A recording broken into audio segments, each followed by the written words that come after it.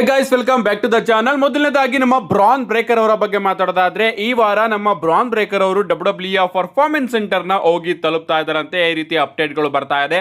So probably ಅವರು 100% Russell ಮೀನಿಯಾಗಿಂತ ಮುಂಚೆ return ಆಗೇ ಆಗ್ತಾರೆ. ರೀಸೆಂಟ್ ವಿಡಿಯೋದಲ್ಲಿ ನಾನು ನಿಮಗೆ ತಿಳಿಸಿದ್ದೆ. ಅಂಡ್ ಅದಕ್ಕೋಸ್ಕರ ಟ್ರೈನಿಂಗ್ ನ ಮಾಡೋದಕ್ಕೆ ನಮ್ಮ ಬ್ರಾನ್ ಬ್ರೇಕರ್ ಅವರು ಆದಷ್ಟು ಬೇಗ WWE ಪರ್ಫಾರ್ಮೆನ್ಸ್ ಸೆಂಟರ್ ನ ಹೋಗಿ ತಲುಪ್ತಾರೆ. ಸೊ ಸೆತ್ ರಾಲಿನ್ಸ್ ಹಾಗೆ ಬ್ರಾನ್ ಬ್ರೇಕರ್ ಅವರ ಮ್ಯಾಚು ಲೈಕ್ಲಿ ನಾವು ಎಕ್ಸ್ಪೆಕ್ಟ್ ಮಾಡಬಹುದು ಈ ಬಾರಿಯ ರಸಲ್ ಮೇನಿಯಾಗೆ. ಇನ್ನು ರಸಲ್ ಮೇನಿಯಾ ಬಗ್ಗೆ ಮಾತಾಡ್ತಿದ್ವಿ ಅಂದ್ರೆ ನಿಮಗೆ ಗೊತ್ತಿರಬಹುದು, ಡ್ರೂ ಮ್ಯಾಕೆಂಟೈರ್ ಹಾಗೆ ಜೇಕೋ ಫಾಟೋ ಅವರ ಮ್ಯಾಚ್ ನು ಕೂಡ WWE ಅವರು ರಸಲ್ ಮೇನಿಯಾಗೆ ಪ್ಲಾನ್ ಮಾಡ್ತಾ ಇದ್ದಾರೆ. ಅದರಲ್ಲೂ ಕೂಡ ಸ್ಮ್ಯಾಕ್ ಡೌನ್ ನಲ್ಲಿ ಇವರಿಬ್ರು ಯಾವ ರೀತಿ ಬ್ರಾಲ್ ಮಾಡಿದ್ರು ಅಂದ್ರೆ ಸ್ಟೋರಿನ ಸಿಕ್ಕಾಪಟ್ಟೆ ಇಂಟ್ರೆಸ್ಟಿಂಗ್ ಆಗಿ ತೋರಿಸ್ತಾ ಇದ್ದಾರೆ. ಬಟ್ ಈ ಒಂದು ಮ್ಯಾಚ್ಗೆ ನಿಜವಾಗ್ಲೂ ಕೂಡ ಯಾರು ಇಂಟ್ರೆಸ್ಟ್ ಆಗಿಲ್ಲ ಅನ್ನೋದು ನಿಮಗೂ ಕೂಡ ಗೊತ್ತು. ಅಂಡ್ ಈಗ ಅಪ್ಡೇಟ್ಗಳು ಬರ್ತಿರೋ ಪ್ರಕಾರ ಈ ಒಂದು ಮ್ಯಾಚ್ ಅಲ್ಲಿ WWE ಅವರು ಒಂದು ಸ್ಟಿಪುಲೇಷನ್ ನ ಹಾಕ್ಬೋದಂತೆ. ನನ್ನ ಪ್ರಕಾರ ಒಂದು ಹೆಲ್ ಇನ್ ಎ ಸೆಲ್ ಸ್ಟಿಪುಲೇಷನ್ ನ ಕೊಟ್ರೆ ಚೆನ್ನಾಗಿರುತ್ತೆ, ಅಥವಾ WWE ಅವರು ಸುಮ್ಮನೆ ಒಂದು ಸ್ಟ್ರೀಟ್ ಫೈಟ್ ಸ್ಟಿಪುಲೇಷನ್ ಕೂಡ ಆಡ್ ಮಾಡಬಹುದು.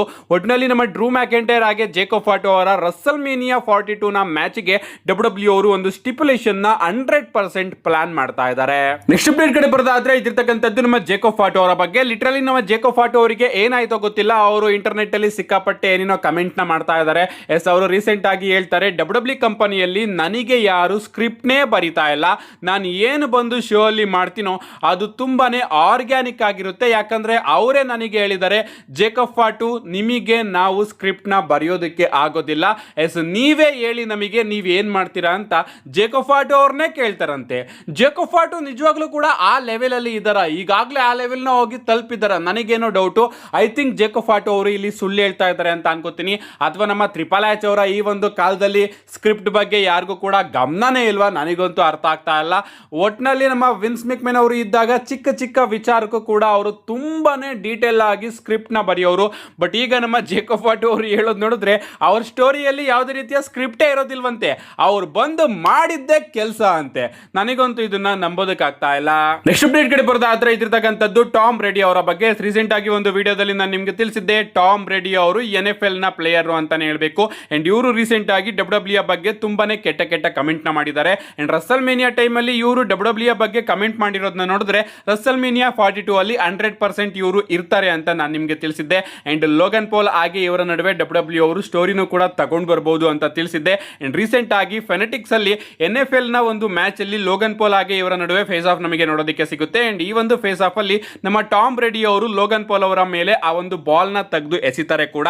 ಅಂಡ್ ಅದಕ್ಕೆ ನಮ್ಮ ಲೋಗನ್ ಪೋಲ್ ಅವರು ಲಿಟರಲಿ ಟಾಮ್ ರೆಡಿ ಅವರಿಗೆ ಸಾರಿನ ಕೇಳ್ತಾ ಇರ್ತಾರೆ. ಎಸ್, ಆ ಒಂದು ಮ್ಯಾಚ್ ಅಲ್ಲಿ ಕೆಲವೊಂದಷ್ಟು ಮಿಸ್ಟೇಕ್ ಗಳನ್ನ ನಾನು ಮಾಡಿದೆ, ಅದಕ್ಕೆ ನಾನು ನಿನ್ ಬಳಿ ಸಾರಿನ ಕೇಳ್ತಾ ಇದ್ದೀನಿ. ಇನ್ನ ನೀನು ಕೂಡ ನನ್ನ ಮೇಲೆ ಬಾಲ್ ಅಲ್ಲಿ ಅಟ್ಯಾಕ್ ಮಾಡಿದೆ, ಅಫ್ಕೋರ್ಸ್ ನಿನಗೆ ವಯಸ್ಸಾಗಿದೆ, ಅದಕ್ಕೋಸ್ಕರ ನಾನು ನಿನಗೆ ತಿರುಗಿಸಿ ಹೊಡಿಲಿಲ್ಲ, ಏನೇ ಆಗಲಿ ಸಾರಿ ಹಾಗೆ ಹೀಗೆ ಅಂತ ನಮ್ಮ ಲೋಗನ್ ಪೋಲ್ ಅವರು ಟಾಮ್ ರೆಡಿ ಅವರ ನೇಮ್ನು ಕೂಡ ಇಲ್ಲಿ ಮೆನ್ಷನ್ ಮಾಡಿದ್ದಾರೆ. 100% ರಸಲ್ ಮೇನಿಯಾದಲ್ಲಿ ಲೋಗನ್ ಪೋಲ್ ಹಾಗೆ ಟಾಮ್ ರೆಡಿ ಅವರ ನಡುವೆ ಯಾವುದಾದ್ರೂ ಒಂದು ಮ್ಯಾಚ್ ನೋಡೋದಕ್ಕೆ ಸಿಗಬಹುದು, ಅಥವಾ ಚಿಕ್ಕದಾಗಿ ಇಂಟರ್ಫೇರ್ ರೀತಿನಾದ್ರೂ ನಮ್ಮ ಟಾಮ್ ರೆಡಿ ಅವರು ಲೋಗನ್ ಪೋಲ್ ಅವರ ಆ ಒಂದು ಮ್ಯಾಚ್ ಅಲ್ಲಿ ಇನ್ವಾಲ್ವ್ ಆಗಬಹುದು. ಏನೇ ಆಗಲಿ ನೋಡೋಣ ಗಾಯ್ಸ್, ಇವರ ಆಂಗಲ್ ನ WWE ಅವರು ಯಾವ ರೀತಿ ರಸಲ್ ಮೇನಿಯಾಗೆ ತಗೊಂಡ್ ಬರ್ತಾರೆ ಅಂತ. ನೆಕ್ಸ್ಟ್ ಅಪ್ಡೇಟ್ ಕಡೆ ಬರೋದಾದ್ರೆ ಇದಿರ್ತಕ್ಕಂಥದ್ದು ನಮ್ಮ ಸ್ಯಾಮಿ ಝೈನ್ ಅವರ ಬಗ್ಗೆ. ನಿಮ್ಮೆಲ್ಲರಿಗೂ ಕೂಡ ಈಗಾಗಲೇ ಗೊತ್ತಾಗಿರಬಹುದು, ನಮ್ಮ ಸ್ಯಾಮಿ ಝೈನ್ ಅವರ ಹೀಲ್ ಟರ್ನ್ ಆದಷ್ಟು ಬೇಗ ನಮಗೆ ನೋಡೋದಕ್ಕೆ ಸಿಗುತ್ತೆ. ಯಾಕಂದ್ರೆ ಸ್ಮ್ಯಾಕ್ ಡೌನ್ ಗಳಲ್ಲಿ ನಮ್ಮ ಸ್ಯಾಮಿ ಝೈನ್ ಅವರು ರೆಗ್ಯುಲರ್ ಆಗಿ ಕೋಡಿ ರೋಡ್ಸ್ ಅವರ ಬಳಿ ಬಂದು ಮಾತಾಡ್ತಾ ಇದ್ರು, ಕೋಪ ಮಾಡ್ಕೋತಾ ಇದ್ರು, ಹಿಂದಗಡೆ ಇರ್ತಕ್ಕಂತಹ ಬಾಟಲ್ಸ್ ನೆಲ್ಲದನ್ನು ಕೂಡ ಕೆಡುತ್ತಾ ಇದ್ರು. ಅಷ್ಟೇ ಅಲ್ಲ, ಕಳೆದ ಸ್ಮ್ಯಾಕ್ ಡೌನ್ ನಲ್ಲಿ ನಮ್ಮ ಸ್ಯಾಮಿ ಝೈನ್ ಅವರು ರ್ಯಾಂಡಿ ಆರ್ಟನ್ ಅವರನ್ನ ಸಪೋರ್ಟ್ ಮಾಡ್ತಾರೆ. ರ್ಯಾಂಡಿ ಆರ್ಟನ್ ಅವರು ಮಾಡಿದ್ದು ಸರಿ, ಅಂಡ್ ಅದಕ್ಕೋಸ್ಕರ ಅವರ ಕೈಯಲ್ಲಿ ಚಾಂಪಿಯನ್ಶಿಪ್ ಬಂತು. ಅಂಡ್ ಅದನ್ನ ಇಟ್ಕೊಂಡಿದ್ರು ರ್ಯಾಂಡಿ ಆರ್ಟನ್ ಅವರು ಅಂತ ನಮ್ಮ ಸ್ಯಾಮಿ ಝೈನ್ ಅವರು ರ್ಯಾಂಡಿ ಆರ್ಟನ್ ಅವರನ್ನ ಸಪೋರ್ಟ್ ಮಾಡ್ತಾ ಇದ್ದಾರೆ. ಅಂಡ್ ಇಲ್ಲಿ ರ್ಯಾಂಡಿ ಆರ್ಟನ್ ಅವರು ಹೀಲ್ ಆಗಿದ್ದಾರೆ. ಸೊ ಇದರಿಂದ ಗಾಯ್ಸ್ ಆದಷ್ಟು ಬೇಗ ನಮಗೆ ಸ್ಯಾಮಿ ಝೈನ್ ಅವರ ಹೀಲ್ ಟರ್ನ್ ಕೂಡ ನೋಡೋದಕ್ಕೆ ಸಿಗುತ್ತೆ. ನೋಡಬೇಕು ಗಾಯ್ಸ್ WWE ಅವರು ಟ್ರಿಗರ್ ನ ಯಾವಾಗ ಪುಲ್ ಮಾಡ್ತಾರೆ ಅಂತ, ಅಥವಾ Russell mania next year Saudi ಅರೇಬಿಯಾದಲ್ಲಿ ಆಗ್ತಾ ಇರೋ ಕಾರಣ ಅಷ್ಟೊತ್ತಿಗೆ ಒಂದು ಹೀಲ್ ಟರ್ನ್ ನ ಮಾಡಿ ಅದಾದ್ಮೇಲೆ ಫೇಸ್ ಟರ್ನ್ ಆಗಿ ಸೌದಿ ಅರೇಬಿಯಾದಲ್ಲಂತೂ ನಮ್ಮ ಸ್ಯಾಮಿ ಝೈನ್ ಅವರಿಗೆ ಒಂದು ಗ್ರ್ಯಾಂಡ್ ಚಾಂಪಿಯನ್ಶಿಪ್ ವಿಕ್ಟ್ರಿ ಸಿಗುತ್ತೆ ಅಂತ ಅನ್ಕೋತೀನಿ. ನೋಡೋಣ ಏನೇನಾಗುತ್ತೆ ಅಂತ.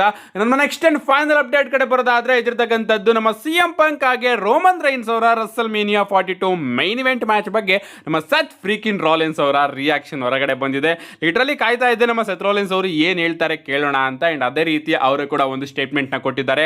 ಅವ್ರು ಹೇಳ್ತಾರೆ, ನನ್ನ ಪ್ರಕಾರ ರಸಲ್ ಮೇನಿಯಾ 42 ನ ರಿಯಲ್ ಮೈನ್ ಇವೆಂಟ್ CM ಪಂಕ್ ಹಾಗೆ ರೋಮನ್ ರೈನ್ಸ್ ಅವರ ನಡುವೆ ಆಗ್ತಾ ಇರ್ತಕ್ಕಂತಹ ವರ್ಲ್ಡ್ ಹೆವಿವೇಟ್ ಚಾಂಪಿಯನ್ಶಿಪ್ ನ ಮೈನ್ ಇವೆಂಟ್. ನಿಜವಾಗ್ಲೂ ಆ ಒಂದು ಚಾಂಪಿಯನ್ಶಿಪ್ ಯಾವ ಜಾಗದಲ್ಲಿ ಇರಬೇಕಾಗಿತ್ತು ಅದೇ ಜಾಗದಲ್ಲಿ ಇದೆ. ಇನ್ನು CM ಪಂಕ್ ಅವರ ಬಗ್ಗೆ ಮಾತಾಡೋದಾದ್ರೆ ಅವನು ನನ್ನ ಶತ್ರು. ಇನ್ನು ರೋಮನ್ ರೈನ್ಸ್ ಅವರ ಬಗ್ಗೆ ಮಾತಾಡೋದಾದ್ರೆ ರೋಮನ್ ರೈನ್ಸ್ ಅವರು ಕೂಡ ನನ್ನ ಶತ್ರು, ಬಟ್ ಶೀಲ್ಡ್ ನ ಬ್ರದರ್. ಇವನ್ ಇಲ್ಲಿ ಒಂದು ನೋಟಿಸ್ ಮಾಡಬೇಕಾಗಿರೋ ವಿಚಾರ ಏನಪ್ಪಾ ಅಂದ್ರೆ ರೋಮನ್ ರೈನ್ಸ್ ಅವರು ಪಾರ್ಟ್ ಟೈಮರ್ ಆಗಿದ್ದಾಗ ಯಾವ ಚಾಂಪಿಯನ್ಶಿಪ್ ನ ರೋಮನ್ ರೈನ್ಸ್ ಅವರು ಸೆಕೆಂಡರಿ ಟೈಟಲ್ ಅನ್ಬಿಟ್ಟು ಆ ಒಂದು ಚಾಂಪಿಯನ್ಶಿಪ್ ಗೆ ಬೆಲೆನೇ ಇಲ್ದಿರೋ ರೀತಿ ಮಾಡಿದ್ರು, ಆ ಒಂದು ಟೈಮ್ ಅಲ್ಲಿ ನಾನು ಒಬ್ಬ ಫೈಟಿಂಗ್ ಚಾಂಪಿಯನ್ ಆಗಿ ಆ ಒಂದು ಚಾಂಪಿಯನ್ಶಿಪ್ ನ ರೆಗ್ಯುಲರ್ ಆಗಿ ಡಿಫೆಂಡ್ ಮಾಡ್ತಾ ಮೇಲ್ಗಡೆ ತಗೊಂಡು ಬರ್ತಾ ಇದ್ರೆ ರೋಮನ್ ರೈನ್ಸ್ ಅವರು ಪಾರ್ಟ್ ಟೈಮರ್ ಚಾಂಪಿಯನ್ ಆಗಿ ನನ್ನ ಚಾಂಪಿಯನ್ಶಿಪ್ ನ ಸೆಕೆಂಡರಿ ಚಾಂಪಿಯನ್ ಅಂತ ಹೇಳಿ ಕೆಳಗಡೆ ತೊಳ್ತಾ ಇದ್ದ. ಅಂಡ್ ಈಗ ಅದೇ ರೋಮನ್ ರೈನ್ಸ್ ಸೆಕೆಂಡರಿ ಚಾಂಪಿಯನ್ಶಿಪ್ ಹಿಂದೆ ಬಂದಿದ್ದಾನೆ. ನಿಜವಾಗ್ಲೂ ಈಗ ಆ ಒಂದು ಚಾಂಪಿಯನ್ಶಿಪ್ ಗೆ ಯಾವ ಬೆಲೆ ಸಿಗ್ಬೇಕಾಗಿತ್ತು ಅದು ಸಿಗ್ತಾ ಇದೆ ಅಂತ ನಮ್ಮ ಸೆತ್ ರೋಲೆನ್ಸ್ ಅವರು ಕಮೆಂಟ್ ಮಾಡಿದ್ದಾರೆ. ಬಟ್ ಸೆತ್ ರೋಲೆನ್ಸ್ ಅವರಿಗೆ ಕೋಪ ಬರ್ತಿರೋ ವಿಚಾರ ಏನಪ್ಪಾ ಅಂದ್ರೆ ಅವರು ಈ ಬಾರಿಯ ಮೇನ್ ಇವೆಂಟ್ ಅಲ್ಲಿ ಇಲ್ಲ ಅಂತ. ನಿಜವಾಗ್ಲೂ ಬೇಜಾರಾಗುತ್ತೆ. ಐ ಥಿಂಕ್ ಸೆತ್ ರೋಲೆನ್ಸ್ ಅವರಿಗೆ ಏನಾದ್ರು ಇಂಜುರಿ ಆಗಿರಲಿಲ್ಲ ಅಂದಿದ್ರೆ ನಮಗೆ ರೋಮನ್ ರೈನ್ಸ್ ಹಾಗೆ ಸೆತ್ ಫ್ರೀಕಿನ್ ರೋಲೆನ್ಸ್ ಅವರ ನಡುವೆ ವರ್ಲ್ಡ್ ಹೆವಿವೇಟ್ ಚಾಂಪಿಯನ್ಶಿಪ್ ಗೆ ಒಂದು ಸಿಂಗಲ್ಸ್ ಮ್ಯಾಚ್ ನೋಡೋದಕ್ಕೆ ಸಿಗೋದು. ಅಂಡ್ ಆಗ ನಮ್ಮ ಸೆತ್ ರೋಲೆನ್ಸ್ ಅವರು 100% ಈ ಒಂದು ಸೆಂಟೆನ್ಸ್ ನ ಹೇಳೋರು, ನೀನು ಯಾವ ಚಾಂಪಿಯನ್ ನ ಹಾಗೆ ಚಾಂಪಿಯನ್ಶಿಪ್ ನ ಸೆಕೆಂಡರಿ ಚಾಂಪಿಯನ್ ಆಗಿ ಚಾಂಪಿಯನ್ಶಿಪ್ ಅಂತ ಹೇಳಿದ್ದು, ಈಗ ರಾಯಲ್ ರಂಬಲ್ ನ ಗೆದ್ದ ಮೇಲೆ ನೀನು ಅದೇ ಚಾಂಪಿಯನ್ ನ ಉಡ್ಕೊಂಡು ಬಂದಿದ್ಯಾ ಅಂತ ನಮ್ಮ ಸೆತ್ ರೋಲೆನ್ಸ್ ಅವರು ಒಂದು ಸ್ಟೇಟ್ಮೆಂಟ್ ನ ಕೊಡೋರು. ಆಗ ಸಿಎಂ ಪಂಕ್ ಆಗಿ ರೋಮನ್ ರೈನ್ಸ್ ಅವರ ಫ್ಯೂಡ್ ಗಿಂತ ನಮಗೆ ಸೆತ್ ರೋಲೆನ್ಸ್ ಆಗಿ ರೋಮನ್ ರೈನ್ಸ್ ಅವರ ಫ್ಯೂಡ್ ಸಿಕ್ಕಾಪಟ್ಟೆ ಇಂಟ್ರೆಸ್ಟಿಂಗ್ ಅಂತ ಅನ್ಸೋದು. ಏನೇ ಆಗಲಿ ಟೈಮ್ ಚೇಂಜ್ ಆಗುತ್ತೆ, ಯಾವ ರೀತಿ ಚೇಂಜ್ ಆಗುತ್ತೆ ಅಂತ ಯಾರು ಕೂಡ ಹೇಳೋದಿಕ್ಕಾಗೋದಿಲ್ಲ. ಅದೇ ರೀತಿ ನನ್ನ ಟೈಮ್ ಕೂಡ ಚೇಂಜ್ ಆಗಲಿ ಅಂತ ಕೇಳ್ಕೊತಾ see you guys in my next video.